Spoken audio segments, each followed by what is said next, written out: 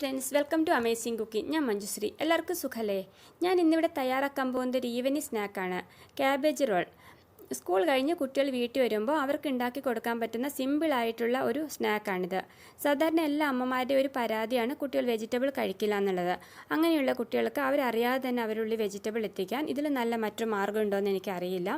അതിനു മുമ്പ് ആദ്യമായിട്ടാണ് നിങ്ങൾ എൻ്റെ വീഡിയോ കാണുന്നതെങ്കിൽ എൻ്റെ ചാനൽ സബ്സ്ക്രൈബ് ചെയ്യാൻ മറക്കരുത്.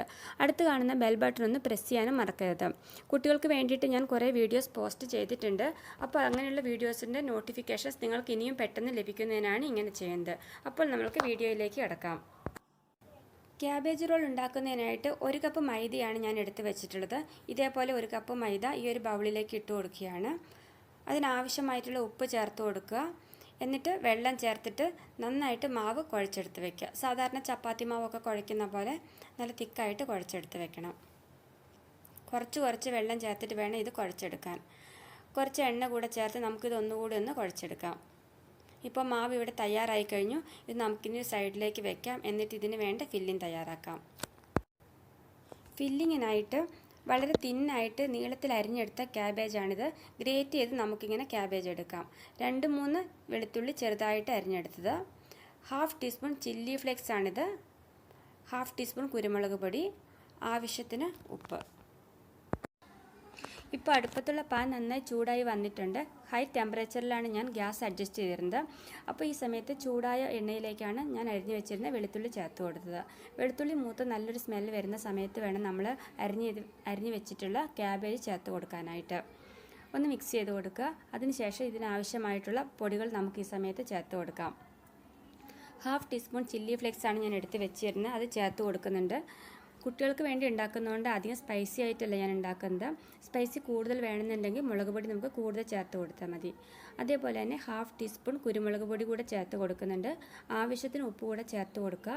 ഹൈ ഫ്ലെയിമിൽ 1-2 മിനിറ്റ് നന്നായിട്ടൊന്ന് ഇളക്കി മിക്സ് ചെയ്ത് നമുക്ക് ഗ്യാസ് ഓഫ് ചെയ്യാം. ഇത് ഒരുപാട് വെന്ത് പോകാൻ കൊടുക്കല്. ചെറിയൊരു ക്രിസ്പിനെസ് ഉണ്ടെങ്കിലാണ് ഇത് ഉണ്ടാക്കുമ്പോൾ നല്ല ടേസ്റ്റ് ഉണ്ടാവുള്ളൂ.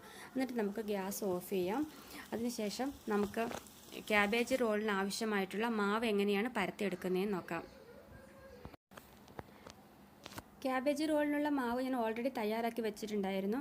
അതിൽ നിന്ന് വളരെ ചെറിയൊരു പോർഷൻ എടുത്ത് നമുക്ക് നന്നായിട്ടൊന്ന് പരത്തിയെടുക്കണം. വളരെ തിന്നായിട്ട് വേണം പരത്തിയെടുക്കാനായിട്ട്. അതിനു മുമ്പ് ഈ ചപ്പാത്തി പലകയിൽ കുറച്ച് എണ്ണ തടവി കൊടുത്തിട്ടുണ്ടായിരുന്നു. അല്ലെങ്കിൽ ഈ മാവ് ചിലപ്പോൾ അതിൽ പറ്റിപ്പിടിച്ച് പോകും. എന്നിട്ട് ഇതിൻ്റെ ലെങ്ത് വരുന്ന വശത്ത് നമുക്കിത് ഫില്ല് ചെയ്ത് കൊടുക്കാം.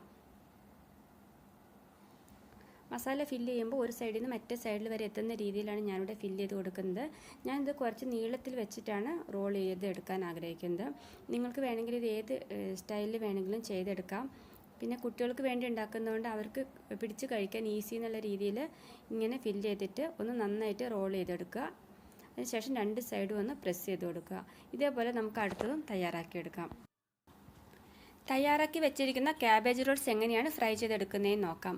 അതിന് വേണ്ടിയിട്ട് നമ്മൾ പാനിലേക്ക് കുറച്ചധികം ഓയിൽ ഒഴിച്ച് കൊടുക്കുന്നുണ്ട്. എന്ന് വെച്ചാൽ ഈ ക്യാബേജ് റോൾസ് മുങ്ങിക്കിടക്കാൻ ആവശ്യമായിട്ടുള്ള ഓയിൽ ഒഴിച്ച് കൊടുക്കുന്നുണ്ട്. അതിനുശേഷം ഗ്യാസ് ഫ്ലെയിം മീഡിയത്തിൽ അഡ്ജസ്റ്റ് ചെയ്ത് വെച്ചേക്കുക. ഓരോന്നായിട്ട് നമുക്ക് എണ്ണയ്ക്കകത്തേക്ക് ക്യാബേജ് റോൾസ് ഇട്ട് കൊടുക്കാം. 1-2 മിനിറ്റ് സമയം മതി. അതിനുശേഷം നമുക്കിത് മറിച്ചിട്ട് കൊടുക്കാം. ഒരുപാട് നേരം എണ്ണയിൽ കിടന്ന് ഇത് വെന്തെടുക്കേണ്ട ആവശ്യമില്ല.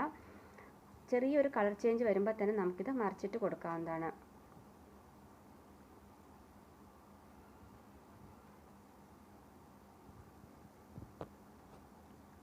ഇത് നമുക്കിനി ഒരു പ്ലേറ്റിലേക്ക് മാറ്റാം. ക്യാബേജ് റോൾ ഇവിടെ തയ്യാറായി കഴിഞ്ഞു.